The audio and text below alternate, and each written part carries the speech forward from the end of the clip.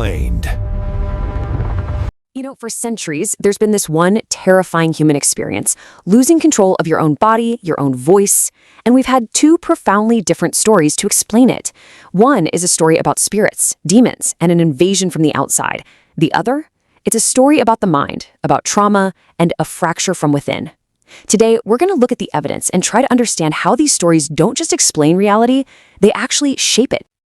Okay, so get this. This quote comes from the personal account of a nun named Jeanne Ferry, written over 400 years ago.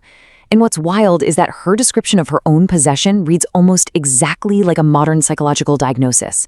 It's a blueprint. It really makes you wonder what was actually going on beneath the surface all those years ago. So, which is it? A battle for the soul or a battle within the mind? For the people actually going through this, the answer isn't just some academic debate. The story we choose to believe has profound and sometimes even fatal consequences. So let's start with the oldest and most widespread story. This is the narrative that says some kind of outside force, a spirit, a demon, you name it, takes control of a person. The solution in this version of the story is to force that entity out, usually through a ritual like an exorcism. And don't think for a second that this is just ancient history. We see this story pop up again and again. From the infamous case of the Loudun nuns back in 17th century France, all the way to the highly publicized 200 Demons house in Indiana, just over a decade ago. It's a narrative that's been used to explain baffling events all over the globe and right through the centuries. And the stakes just couldn't be higher. Take what happened in 2005 in Tanacu, Romania. A young nun, Sister Idarina, started exhibiting some really erratic behavior. The convent, they chose the story of spirits. They performed an exorcism, binding her to a cross. She died from dehydration and asphyxiation. But here's the thing. Hospital notes from right before the ritual had suggested a serious psychiatric condition. The story they chose, well, it became a death sentence. So this is where it all comes to a head. On one side, you have the supernatural story, an external invader that requires an exorcism. And on the other, the psychological story, an internal fracture, often born from trauma, that requires therapy. Two completely different scripts for the exact same human drama. Okay, so let's dive into that second story. Over the last century, psychology and neuroscience have offered a really powerful alternative explanation. It's one that doesn't look to the heavens or hell, but deep inside the human brain. And the key to this whole story is a concept called dissociation. So what is dissociation? Well, you can think of it as a defense mechanism. When reality becomes just too overwhelming, especially because of severe trauma, the mind can kind of build walls. It disconnects from itself. It's like a circuit breaker flipping during a power surge to protect the house. This can lead to memory gaps, a sense of detachment, or, in really extreme cases, the actual fragmentation of identity itself. This idea absolutely exploded into the public consciousness thanks to a series of high-profile and, often pretty controversial cases. You had books like Sybil, the crazy court case of Billy Milligan, and memoirs from people like Trudy Chase and the famous athlete Herschel Walker. They took what we now call dissociative identity disorder, or DID, from being some obscure clinical term to a full-blown cultural phenomenon. They gave the public a whole new story to explain a fractured self. And you know what? There's really compelling data to back this up. A study in Uganda, for instance, compared patients who were said to be possessed with a control group. The results were just stark. The possessed group reported way more traumatic life events. It suggests that what one culture is calling possession, another might see as a clear signal of underlying trauma. And this isn't some isolated finding. The clinical data on this is just overwhelming. Get this. Over 90% of people diagnosed with dissociative identity disorder also report a history of severe childhood trauma and neglect. The link is incredibly strong. The psychological story has a very clear and often very tragic origin point. But you know, this story doesn't just stop with individuals. Sometimes these experiences and the narratives explaining them can actually spread through an entire community, almost like a virus.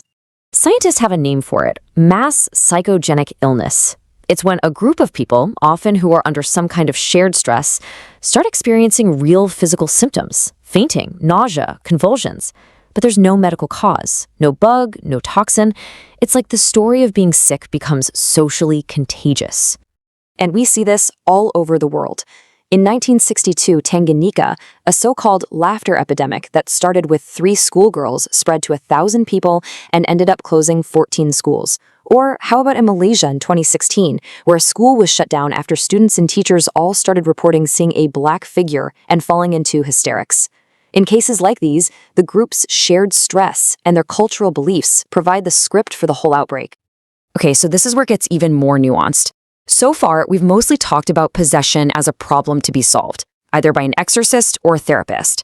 But what if the story of possession could also be a solution? What if it could be a form of healing? This is a really crucial distinction that clinicians and anthropologists make. Is the experience involuntary, distressing, and damaging to a person's life? Well, that points toward a disorder. But what if it's voluntary, controlled, and plays a functional, important role within a culture? Then it's not an illness, it's a ritual. For example, in the Brazilian religion of Umbanda, mediums voluntarily enter trance states to channel spirits. It's a respected and controlled role. In Sudanese Zar ceremonies, possession is a culturally accepted way to process and integrate trauma. The underlying brain capacity is exactly the same, but the cultural story around it completely transforms it from a source of chaos into a source of community and meaning. So after looking at all of this, from demons in France to mediums in Brazil, what's the ultimate takeaway? We've seen how the same basic human experience can be filtered through all these wildly different cultural lenses. And this gets us to the crucial point. That first question we asked, which story is true? It might be the wrong question altogether. It's not a choice between demons and dissociation. It's about recognizing one fundamental human capacity, the ability to dissociate that gets expressed and understood through countless different cultural stories. So this gives us a kind of practical toolkit for understanding these things. First, look for trauma. It's almost always part of the story. Second, consider the context. Is this happening to one person, or is it spreading through a group? Is it a cultural ritual? And third, assess for control and impairment. Is this a chosen functional ritual, or is it a chaotic and painful experience? Ultimately, it really all comes down to this. The stories we tell, the language we use, the beliefs we hold, all of that stuff changes. But the basic wiring in our brains for dealing with threats, for storing memory, and for our sense of self, that remains constant. It just proves that the narrative we apply to our deepest suffering matters immensely. It can lock someone in a terrifying battle against demons, or it can provide a key to understanding trauma and starting to heal. So it leaves you with a question, right? What stories are we choosing to tell, and which ones are we choosing to listen to? You ever hear a ghost story that sends a chill down your spine because it feels just a little too real? Well, stories about possession, about strange voices coming from a familiar face, they're as old as we are. But here's a thought. What if these ancient tales aren't really about demons or spirits at all? What if they're actually an incredible story the human brain tells itself just to survive something unthinkable? Okay, let's get into it. Just picture the scene, right? It's almost a cliche. You've got a family in total crisis, a young woman who doesn't sound like herself, and a priest leaning in to say, she's not alone in there. It feels like it's straight out of a movie. But for so many people, this has been their life. And for centuries, the story seemed simple, obvious even. She's possessed. But is that the only story we can tell here? Is it always some external force, some invader? Or could it be something else? Something that comes from deep within? A kind of desperate but honestly brilliant strategy that the mind creates all on its own? That's the big question we're going to unpack. So what's so fascinating is that this experience, this story, it isn't just from one little corner of the world. It is a powerful recurring theme you can find in pretty much every culture across the globe. You know, you could go to Southeast Asia and hear about a family who's worried about a husband who seems to be losing himself. For them, the story is a spiritual one, and the solution is a Quranic exorcism. Or in the Indian countryside, a family might bring a young woman to a shrine, totally convinced a spirit literally followed her home. The story they're telling is a story of a haunting. And then, of course, there's the one that just took over the world's imagination, the case of Anneliese Michel in 1970s Germany. During her exorcisms, priests said they heard 6 different demons speaking through her, names like Lucifer, Cain, even Hitler. The part of that story that truly grabbed people wasn't the ritual. It was the idea of so many voices coming from one person. It was a terrifying story. And here's the thing, this isn't new. This story of multiple identities living inside one person, it's been recorded for hundreds of years, way before modern psychiatry ever tried to put a name on it. Check out this timeline. We can go all the way back to the 1580s. A nun named Jean Ferry wrote about her own exorcisms, and when you read her words today, wow, it sounds almost exactly like a modern clinical description of trauma. Now jump forward 400 years to Anneliese Michel, whose tragic story became the pop culture definition of possession. And that brings us to today, where experts are looking back at all these accounts and seeing the exact same pattern. The experience hasn't changed, it's the story we tell ourselves about the experience that has. Okay, so this is the moment where everything pivots. We're about to shift from a supernatural story to a scientific one. A story not about an invasion from the outside, but about a necessary fragmentation on the inside. Look at this, side by side. It really lays it all out. The possession story, it's all about external invaders, evil forces, and a big spiritual war. But the dissociation story, it completely reframes it. It talks about internal parts, different traumatized states of a single person that were created as a survival mechanism. Two completely different stories trying to make sense of the exact same, very real human experience. So what are we actually talking about here? The clinical term is dissociative identity disorder, or DID, and today it's understood as something that happens when a child endures such severe, overwhelming trauma that their personality just can't integrate into a single, cohesive whole. So the brain, being brilliant, builds walls. It creates separate identity states to hold the trauma, which allows another part to just get on with the business of living. And this is the most important part. It is not a weakness. It's a painful but absolutely incredible survival strategy. And listen, this isn't just some abstract psychological theory. We can see it. We can actually see the blueprint of this divided house right there in the brain itself. Let's dig into the science. Get ready for this number because it is staggering. A major study found that on average, a part of the brain called the hippocampus was nearly 20% smaller in people with DID compared to healthy people. This is not a metaphor. This is a real, measurable, physical change to the brain's hardware caused by trauma. So what does the hippocampus even do? Well, think of it like the brain's head librarian for your memories. It takes everything you experience, files it away, and gives it context, like a date, a time, a place. In DID, that librarian has been working under unimaginable stress, and it shows. The library of the self ends up scattered and walled off. So inside this system, clinicians often see different types of identity states. First, you have what's called the apparently normal part, or ANP.